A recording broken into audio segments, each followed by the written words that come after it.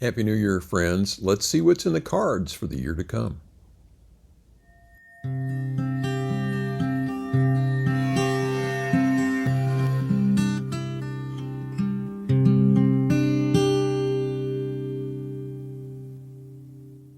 Hello, Brian Noe with you from Cards of Light. Thank you for joining me once again this week.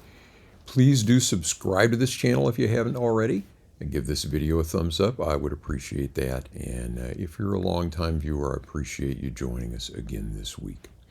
Hope you've had a lovely holiday season. It's been really nice around here. We're still basking in the glow and kind of breaking into 2026 slowly.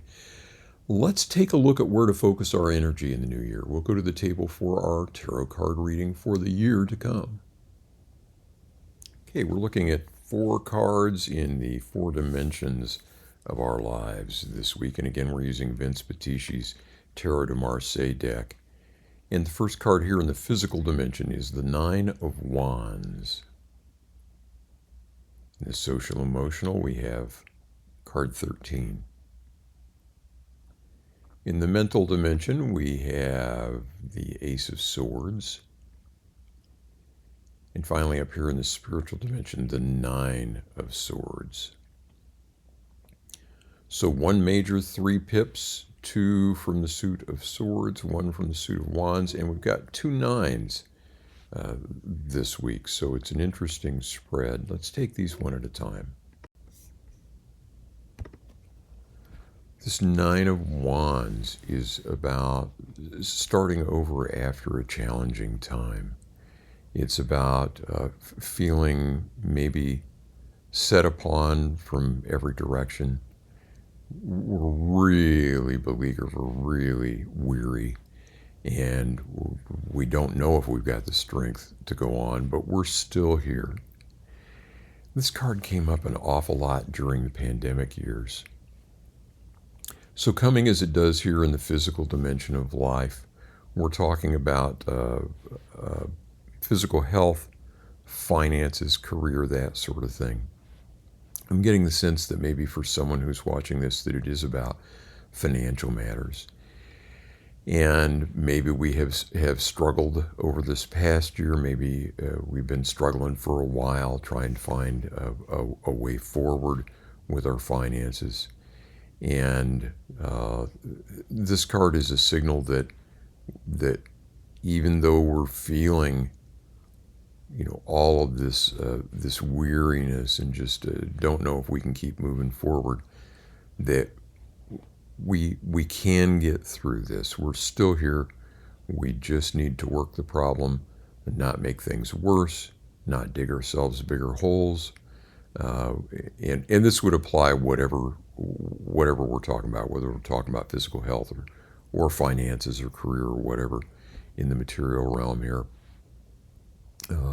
Let's not make things worse. Let's start where we are, get some kind of plan for moving forward, tackle one thing at a time, and start making some progress. And if we do that, I think that this card is telling us that things will be looking up for us in 2026. So I wish you luck with that. If this is resonating with you and you'd like to get in touch, please do reach out. But that's the overall message. We're still here. Let's pick up the pieces and move forward. And kind of in that spirit over here in the social emotional dimension, we have card 13, the Death card. This card essentially is about difficulty letting go of things and difficulty coping with loss.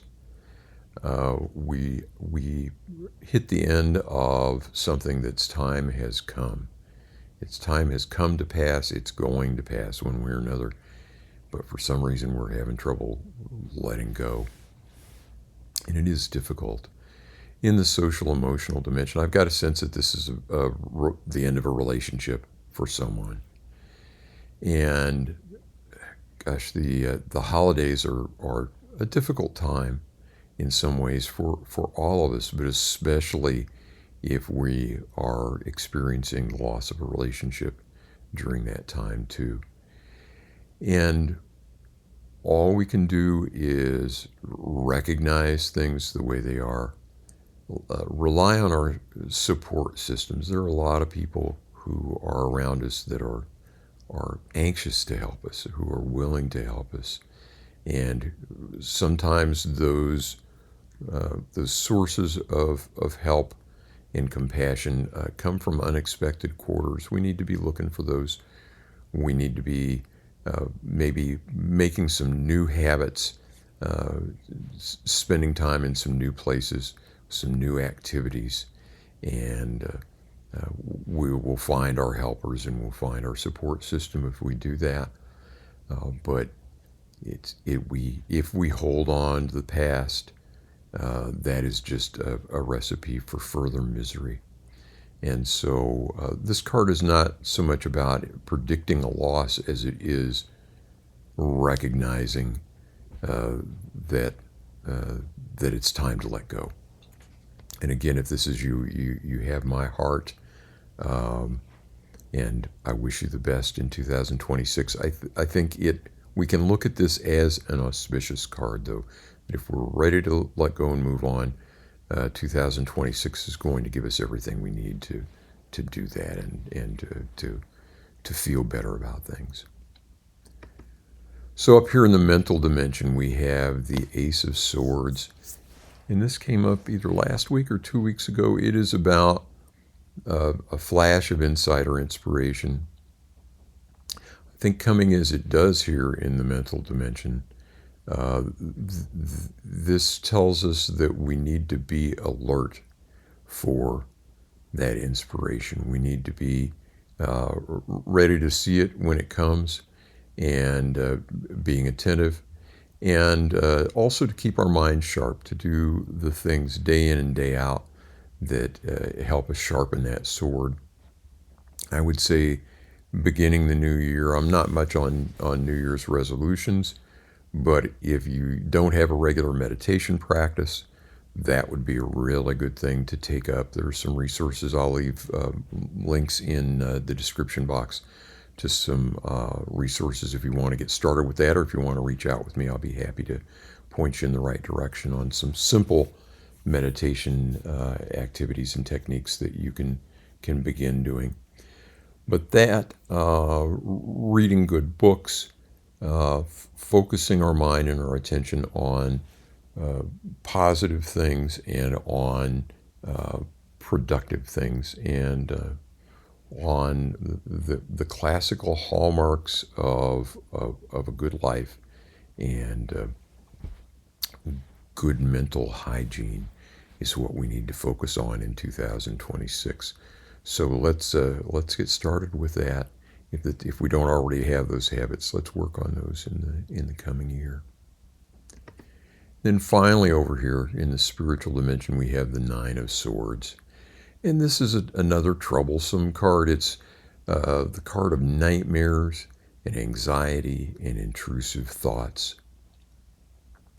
It can also, though, be about putting imperfect means to good use, taking courage even against great odds, as we saw in that first card in the physical dimension, the Nine of Wands.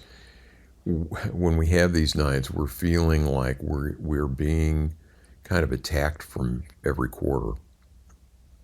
And so we do need some courage to get through that.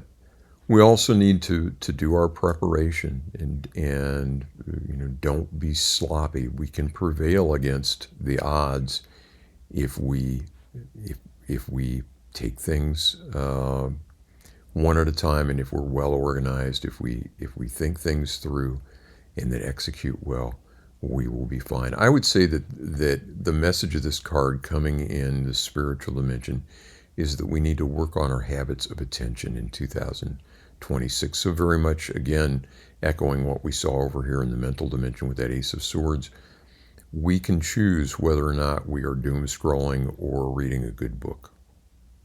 And so we want to make those good choices in the coming year. We want to set aside time for regular spiritual practices of some sort. Again, meditation, spending time with the wisdom literature from whatever tradition we choose, and trying to do our best to develop ourselves, to ground ourselves, and to grow spiritually. And if we do that, then we will thrive. So when we look at the whole table here, all of these cards, with the exception of that Ace of Swords, have got kind of, trouble all over them. These other three, at least, have got that. And swords are also kind of a problematic suit just in general. But we can look at these as, oh my gosh, 2026 is going to be another difficult year. Or we can look at what we can do here at the beginning of the year to set ourselves up for a happy, fulfilled life as time goes on. That is the way that I would look at these. I would love to hear what you're thinking about them. Hey, if you'd like to get your own tarot reading for the new year, please get in touch. You can visit atarotjourney.com on the web, and that'll give you all the information you need to get in touch with me and to schedule that. Look forward to hearing from you. Thanks for joining me once again this week as we journey together into 2026, looking forward to lots of good things coming our way. I wish you peace, every blessing, and we'll see you soon. Take care of yourself.